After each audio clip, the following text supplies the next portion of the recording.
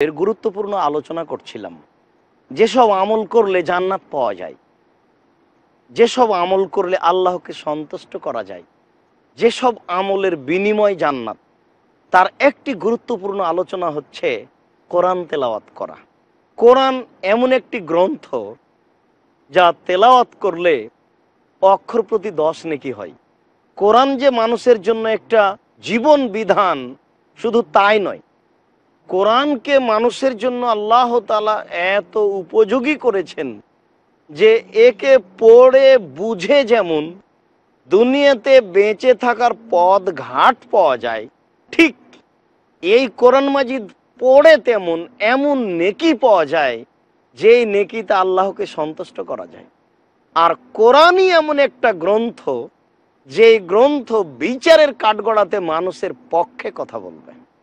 কোরআনই এমন একটা গ্রন্থ, যে গ্রন্থ বিচারের কাঠগড়াতে মানুষের বিপক্ষে কথা বলবে। আবু মুসা আশআরী রাদিয়াল্লাহু তাআলা আনহু বলেন, রাসূল সাল্লাল্লাহু আলাইহি ওয়াসাল্লাম বলেছেন যে আত-তাহুরু শাতরুল ঈমান, ওযু হচ্ছে ঈমানের অর্ধেক। সুবহানাল্লাহ তামলাউল মিজানা, সুবহানাল্লাহ বললে দাঁড়ি পাল্লা নেকিতে পূর্ণ হয়ে যায়। আর সুবহানাল্লাহ আলহামদুলিল্লাহ যদি বলি, তাহলে আকাশ জমিনের মধ্যে যে ফাঁকা রয়েছে সেই ফাঁকা পূর্ণ হয়ে যাবে। আল্লাহর নবী বলছেন যে অসলাত নূরুন, সলাত হচ্ছে আলো, অসাবরু জিয়া, ধৈর্য হচ্ছে আলো, অসাদকাত বুরহান, দান হচ্ছে দলিল।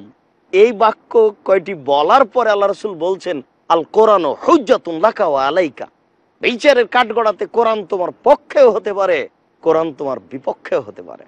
সম্মানিত দর্শক মণ্ডলী, কোরআন মানুষকে জান্নাতে নিয়ে যায়, অবশ্যই কোরআন মানুষকে জান্নাতে নিয়ে যাবে, অবশ্যই কোরআন মানুষের পক্ষে বিচারের কাঠগড়াতে কথা বলবে, কিন্তু বিপক্ষেও বলবে যদি আমল না করি, যদি না পড়ি, যদি মূল্যায়ন না করি। আব্দুল্লাহ ইবনে আমর রাদিয়াল্লাহু তাআলা আনহু বলেন, রাসূল সাল্লাল্লাহু আলাইহি সাল্লাম বলেছেন বিচারের কাঠগড়াতে সেম কথা বলবে, রোজা সেম। বিচারের কাঠগড়াতে কোরআন মাজিদ কথা বলবে, বিচারের কাঠগড়াতে সেম বলবে প্রতিপালক মানাতুহু তামা ওয়া শাহওয়াত, আমি এই লোকটাকে প্রবৃত্তি থেকে ঠেকিয়ে রেখেছি এবং খাদ্য গ্রহণ করা হতে বিরত রেখেছি। ফাশাফিনি ফিহে, এই লোকটার ব্যাপারে আমি সুপারিশ করছি, তুমি সুপারিশ কবুল করো। ফায়াকুল কোরআন, কোরআন মাজিদ বলবে রাব্বি, প্রতিপালক মানাতুহুন নাওমা ফিল লাইলে, আমি একে রাতে ঘুমাতে দিনি, রাতে আমাকে পড়তে থেকেছে, তেলাওয়াত করতে থেকেছে। ফাশাফিনি ফিহে, তুমি আমার সুপারিশ গ্রহণ করো, একে জান্নাতে দাও। আল্লাহ রাসূল বলছেন ফাইশাফানে, সুপারিশ গ্রহণ করা হবে। যারা সিয়াম পালন করেছে তারা জান্নাতে যাবে, যারা কোরআন তেলাওয়াত করেছে তারা জান্নাতে যাবে।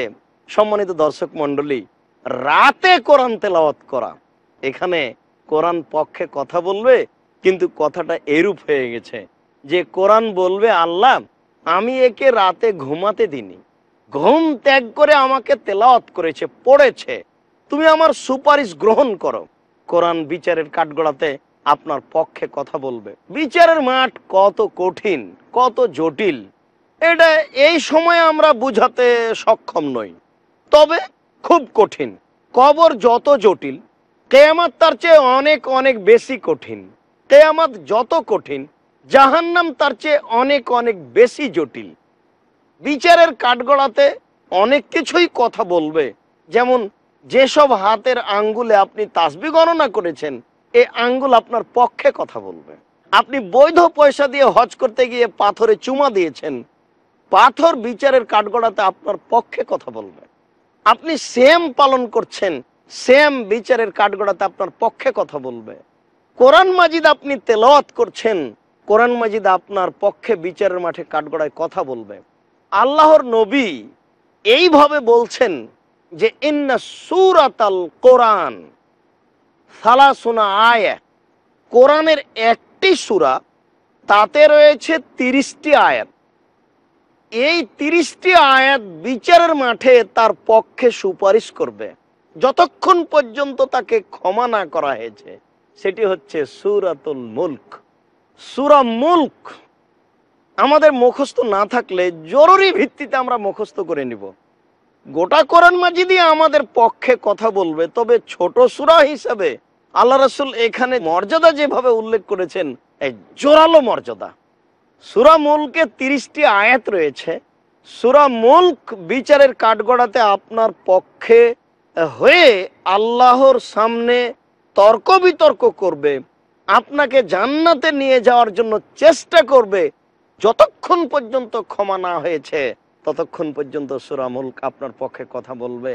আমি আপনাদেরকে কি দিয়ে বুঝাই যে সূরা মুলক বিচারের কাঠগড়াতে আপনার কত বড় সহযোগী। তাই তো আমরা বলি, প্রতিপালক আমাদের যেটুকু ত্রুটি রয়েছে সেটুকু সংশোধন করো, আমরা যেন এসব কথাগুলি সমাজকে বুঝাতে পারি, জাতিকে বুঝাতে পারি। জাতি যেন আগ্রহী হয়ে কোরআন মাজিদ পড়ে, সূরা মুলক পড়ে, যে সূরা যতক্ষণ পর্যন্ত ক্ষমা না হবে ততক্ষণ পর্যন্ত কথা বলবে। উসমান রাদিয়াল্লাহু তাআলা আনহু বলেন, রাসূল সাল্লাল্লাহু আলাইহি ওয়াসাল্লাম বলেছেন, খায়রুকুম মান তাআল্লামাল কোরআন ওয়া আল্লামাহু, তোমাদের মধ্যে সবচেয়ে উত্তম ব্যক্তি হচ্ছে সে ব্যক্তি যেই ব্যক্তি কোরআন মাজিদ পড়ে এবং পড়ায়, যে ব্যক্তি কোরআন মাজিদ নিজে শিক্ষা অর্জন করে এবং অপরকে শিখিয়ে দেয়।